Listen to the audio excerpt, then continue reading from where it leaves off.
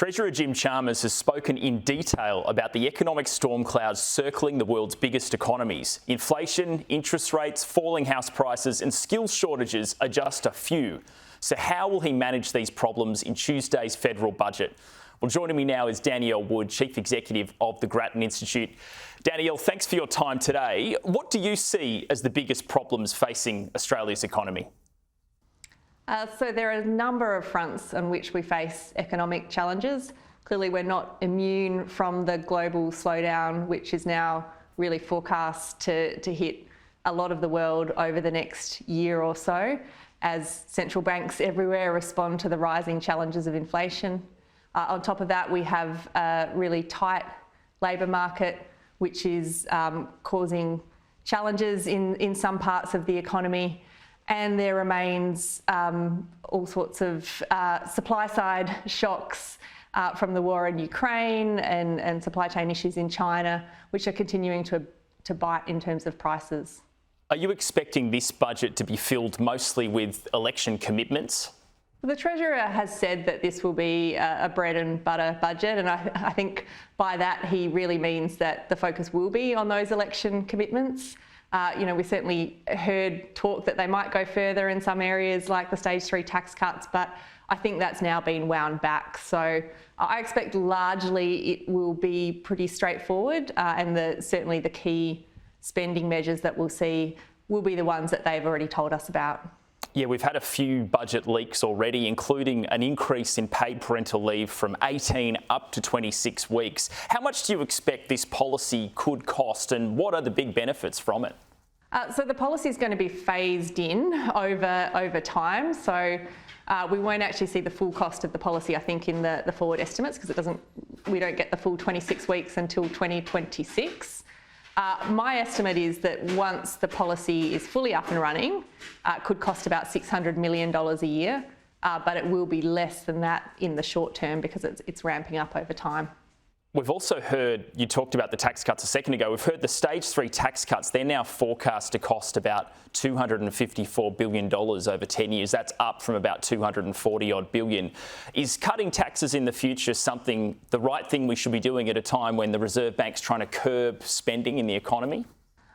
It's really difficult to know whether they will be right for the economic environment because they don't kick in until 2024.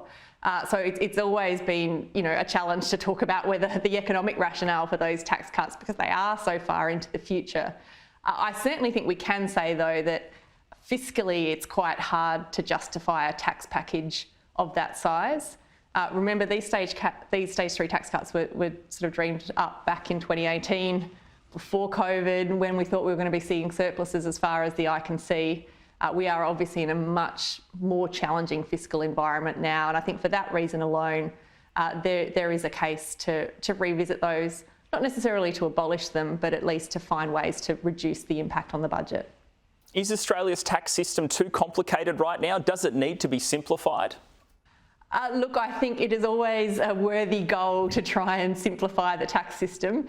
It is horrendously complicated, frankly, and I'm certainly not a tax lawyer, but I've seen the Income Tax Act, which spans many books.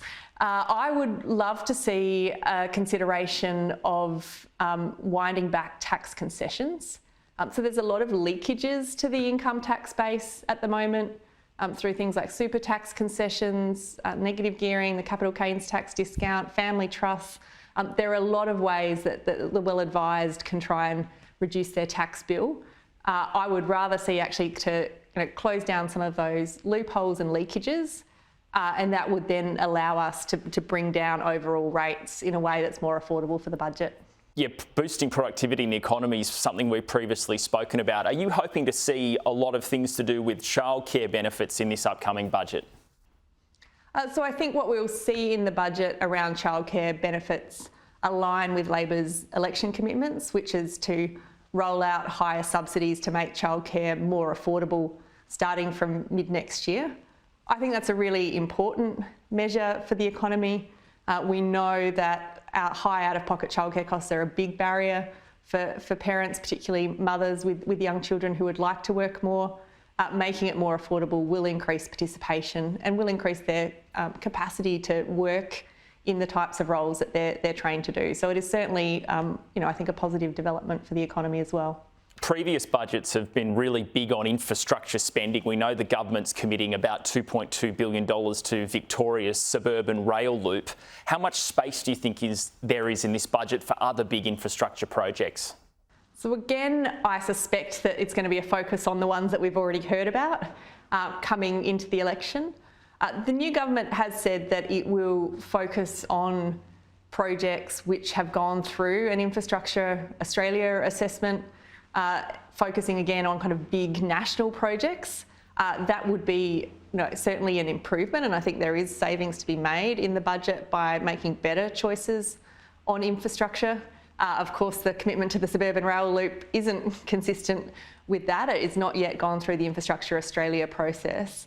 But I suspect, given the sort of fiscal environment, what we'll see budget night is largely the list of things that we are already aware that Labor is committed to. And who do you think will benefit the most from this budget? Is it families, young families with kids? So I think, given we know that one of the biggest commitments in the budget from the election was the childcare package, which will increase the subsidy for families that are using care. Certainly it'll be families with young children that are big beneficiaries. Many of them will be thousands of dollars a year better off as a result of these changes. And on top of that, it will actually increase their capacity to work more and participate more in the workforce if that's what they would like to do. And then once this budget's complete, we'll be back again in April for the next one. So is this current budget coming up entirely necessary? I think the reason for this budget was just to actually legislate some of those election commitments and get them in train. It is true that 2 budgets a year is unusual and a lot, but I think they really wanted to make sure that agenda was happening, and we can all look forward to doing it again next May. And just quickly, productivity, how important is it to improve that in our economy? Look, productivity is absolutely crucial when we talk about long-run growth in living standards, the thing that's going to boost incomes of all of us across the economy. We need to get productivity moving again. I'm not sure there's going to be too many major productivity announcements in this budget. We know childcare is really an important one, but I would certainly hope to hear more from the government on that, particularly leading into next May's budget. Well, Danielle Wood, Chief Executive of the Grattan Institute, thanks for your time today. Thanks for having me, Ed.